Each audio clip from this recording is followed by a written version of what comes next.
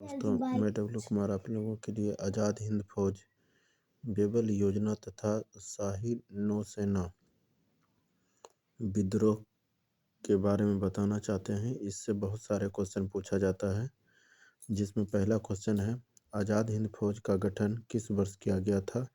इसका सही जवाब होगा वर्ष 1942 में। दूसरा क्वेश्चन है, आज़ाद हिंद फौज का विचार सर्वप्रथम किसने सुझाया था? इसका सही जवाब होगा मोहन सिंह।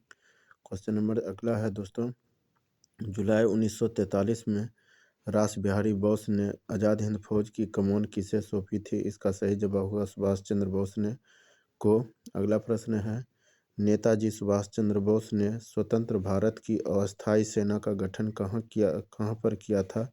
इसका सही जवाब होगा सिंगापुर। अगला प्रश्न है, सुभाष चंद्र बोस ने रानी झांसी रेजिमेंट के नाम से एक महिला रेजिमेंट का गठन किया था। आज़ाद हिंद फौज के 3 अन्य ब्रिगेड के नाम क्रमशः सुभाष ब्रिगेड, नेहरू ब्रिगेड तथा गांधी ब्रिगेड रखे गए।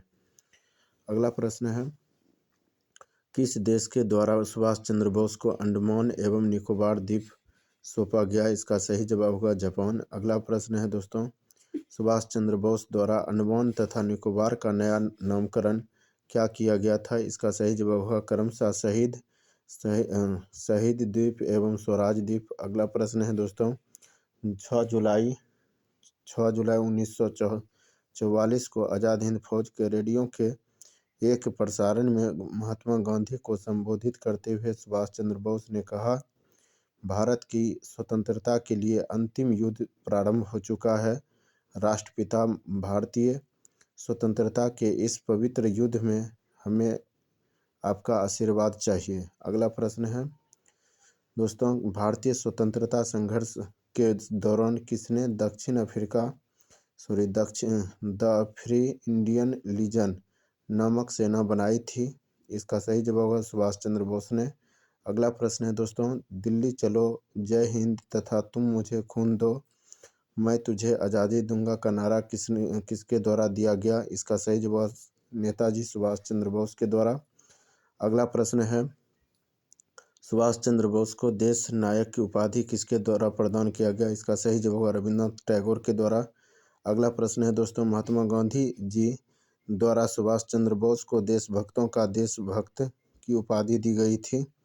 अगला प्रश्न है दोस्तों, वर्ष 1945 में सरकार के प्रति निष्ठा न रखने के आरोप में किसके ऊपर लाल किला मुकदमा चलाया गया? इसका सही जवाब होगा आज़ाद हिंद फौज पर।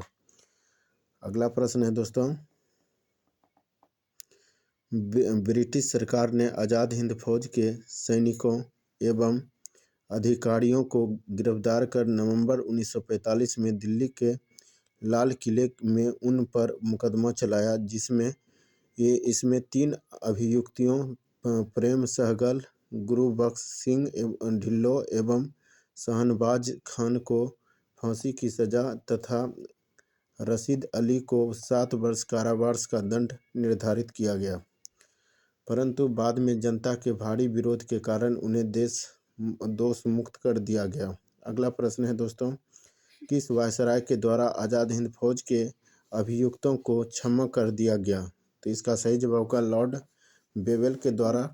अगला प्रश्न है, वर्ष 1944 में CR फार्मूला किसके द्वारा प्रस्तुत किया गया? इसका सही जवाब होगा C राजगोपालाचारी के द्वारा। अगला प्रश्न है दोस्तों, भारतीय राजनीति गतिविधियों को दूर करने के लिए बेबल योजना कब प्रस्तुत की गई? इसका सही जवाब होगा 14 जून 1945 को। अगला प्रश्न है, बेबल योजना पर विचार करने के लिए आयोजित शिमला सम्मेलन में कांग्रेस की ओर से किसने प्रतिनिधित्व किया था? इसका सही जवाब मौलाना अबुल कलाम आज़ाद ने। अगला प्रश्न है दोस्तों, भारतीय राष्ट्रीय कांग्रेस का लगातार 6 वर्षों तक अध्यक्ष रहने वाले व्यक्ति कौन थे? इसका सही जवाब मौलाना अबुल कलाम आज़ाद। अगला प्रश्न है दोस्तों, आज़ाद हिंद फौज के विरुद्ध मुकदमे में कांग्रेस द्वारा गठित आज़ाद हिंद फौज बचाव समिति का अध्यक्ष कौन था? इसका सही जवाब होगा भूला भाई देसाई। अगला प्रश्न है, आज़ाद हिंद फौज दिवस कब मनाया जाता है? आंसर होगा 12 नवंबर 1945 को। अगला प्रश्न है दोस्तों, शाही नौसेना विद्रोह 18 से 23 फरवरी 1946। इसमें रॉयल इंडियन नेवी के विद्रोह की शुरुआत 18 फरवरी को हुई, जब बम्बई में नौसैनिक जहाज HMIS तलवार के 1100 नाविकों ने नस्लवादी भेदभाव और खराब भोजन के प्रतिवाद में हड़ताल कर दी। अगला प्रश्न है, सैनिकों की मांग यह थी कि नाविक BC दत्त को, जिसे जहाज की दीवारों पर भारत छोड़ो लिखने के आरोप में गिरफ्तार कर लिया गया, रिहा किया गया। अगला प्रश्न है, इस देशव्यापी विस्फोट की स्थिति में वल्लभ भाई पटेल ने हस्तक्षेप किया। पटेल एवं जिन्ना ने उन्हें आत्मसमर्पण की सलाह दी। विद्रोहियों ने आत्मसमर्पण करते हुए कहा कि हम भारत के सामने आत्मसमर्पण कर रहे हैं, ब्रिटेन के सामने नहीं। लास्ट क्वेश्चन है दोस्तों, 26 जनवरी 1950 को भारत का संविधान लागू हुआ और इसी के साथ भारत एक गणतंत्र राष्ट्र बन गया।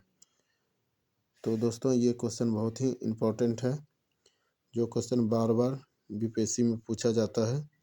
इससे रिलेटेड क्वेश्चन बहुत ही बार आपके सामने देखने के लिए मिलेगा। धन्यवाद।